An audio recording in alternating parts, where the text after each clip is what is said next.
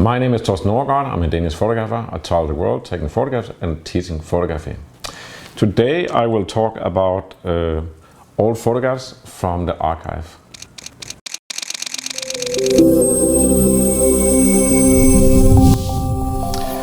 Today I will talk about the value of photographs.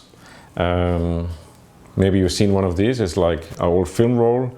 I remember a few years ago I've had like 4 or 5 film rolls that I just had lying around in different cameras or in the closet, and I sent it in for development and print, and I had forgotten completely what was on it.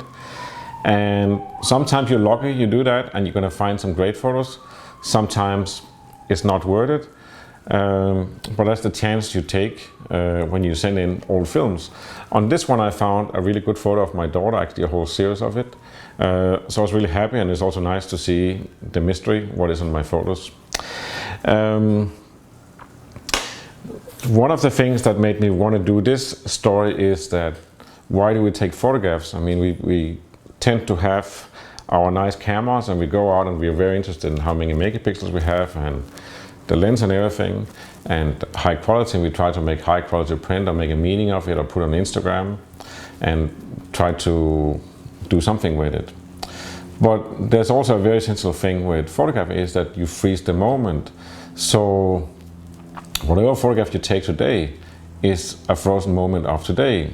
And while you look at it tomorrow or later today or in a week, you think it's not that interesting. But then if you think 10, 15, 20, 30 years, it becomes a different thing. So pictures actually very often have increased value as time goes by.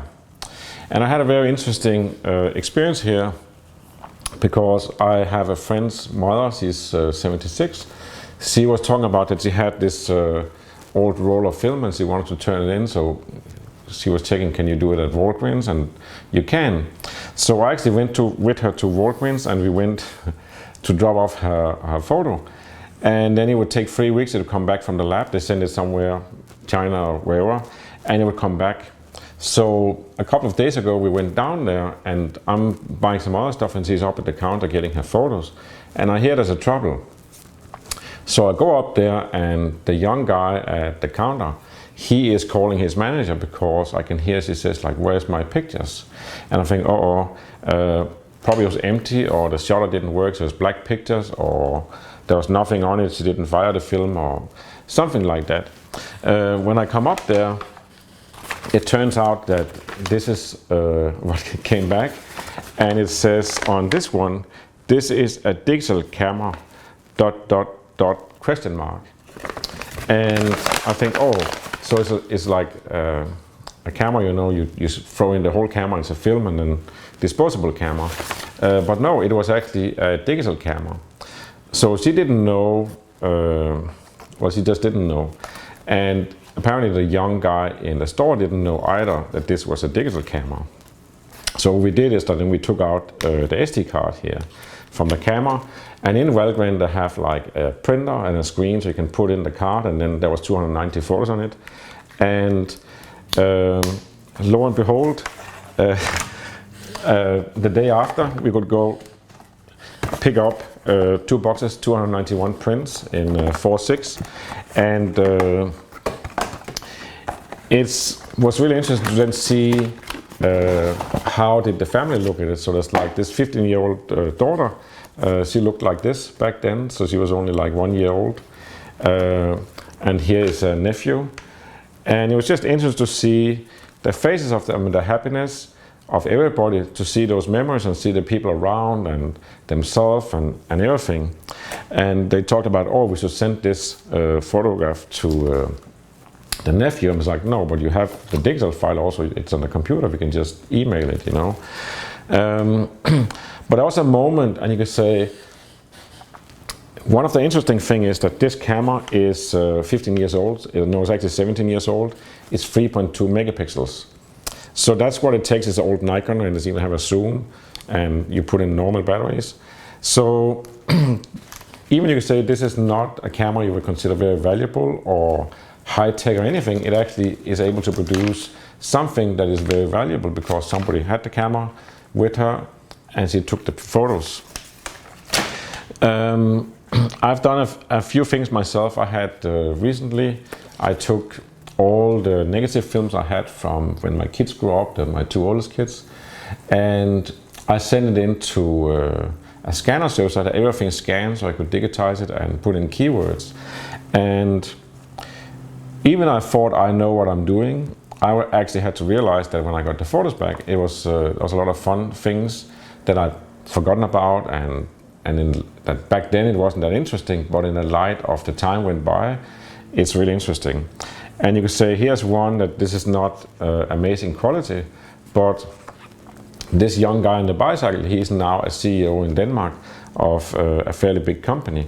So of course I'm going to send it to him, or I did send it to him, and of course he's going to be amazed that a photo exists of him from back then. This is my friend Klaus Dure. He's like an award-winning designer in Denmark now. This is back when he was an intern in the advertising agency, and he's carrying 2 beers away here.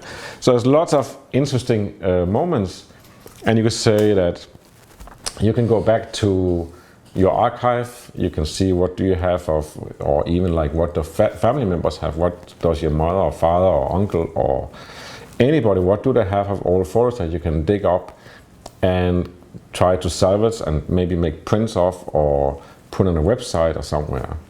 I think the essence is that it was much more a pleasure moment to look at 15-year-old photos from a 3.2 megapixel camera than it is to look at Instagram. So this is really personal things. It also tells you that no, you don't need a high-tech camera, 10 or 20,000 or $5,000 with 50 megapixels to make an impression. You can actually do with 3.2 megapixels and maybe even less. And speaking of which, I will come back to this camera. This is one of the classic that when I have people around me that want to get into photography, I say go look for the Leica Digilux 2. It's a camera from, it's actually 16 years old, this model, and it's 5 megapixels, it's a fantastic lens and everything. They tend to be a little bit sold out or hard to get, but they're still available, and they're like usually for like $300-500. You have a great camera, and you can easily make prints in this size, and they're much better quality. I will get into later in this channel my whole print workflow and how you can do high-tech stuff. I just want to show a few things here that I did from that, and it's kind of like the same story of like just preserve people. You meet somebody or you're at some event or birthday or something, take pictures, and as time goes by they're going to go up in value. This is one I took in a diner when I was just having a coffee. I was waiting to have a meeting with my accountant in LA. So this girl was sitting and drawing, so I took some photos of her, and I actually got her mother's email, so I sent some prints to the girl, and I haven't heard back from her. Maybe in 20 years she's gonna write back to me that she's amazed or whatever. This is one I did of my own daughter. I found in the archive. She's 15 years now, and she's probably like 6 years or something here. So I made this print. I'm gonna send it to her in the boarding school. She doesn't know it's coming. Speaking of my own kids, I also have printed this print of my son. It's not a special photo or anything, but that's my son, and he should be on my wall. And here is a couple of photos that I did from an event in Spain. I wasn't supposed to do this, but I just can't help to do some family photos also. So this is the mother and the son of the house. And it's not a stage photo or something, it's just this is live in Spain for this family. It's an American family that hired me to come there and do an event. And this is the same again, another daughter and the mother. And it's just, maybe not in that moment, it's not amazing or special or something, but it will be in 10, 20, 30 years or maybe 100 years. Relatives are going to look at those photos, and that's one reason you always put in keywords or you write on them who is on this photo, because coming generations might look at the pictures and they have no idea. They know their relatives, but I don't know who they are or when it's from. So always put in where, when, and who, and that's going to make it really interesting. So that's basically my whole message today. I will get into, of course, more cameras and lenses. I'll also get into how to run an archive, because most people today, especially if they're not into photography, but even if they're into photography, have their pictures lying around on an iPhone or a computer, and sometimes it's on the cloud, sometimes it's not. And frankly, nobody knows where their pictures are, and that's one important thing. If you want to be able to show something in 15 or 20 or 30 years, you have to know where your pictures are, because else they're going to get lost when Apple update their software or something like that. And also another thing, I will get back to print.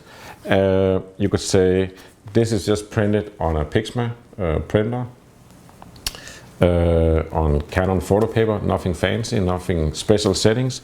It still works. This is how the color film looked back then. There was a gold 2 color film, very red skin tone, so it's not that there's something wrong with the print. And the other ones you saw from Walgreens is actually excellent quality, and I think they even adjust for if it's underexposed or wrong exposure or something, then they actually adjust for it so the final print comes out right. It's very simple. You just put it into the computer or email it to them and you get prints back and people are happy. That's kind of how simple photography can be, and that's all I had. That was basically my message today, and of course always wear a camera, take pictures, and I'll get back to you. Thank you for watching. I hope to see you in the next episode. Thank you.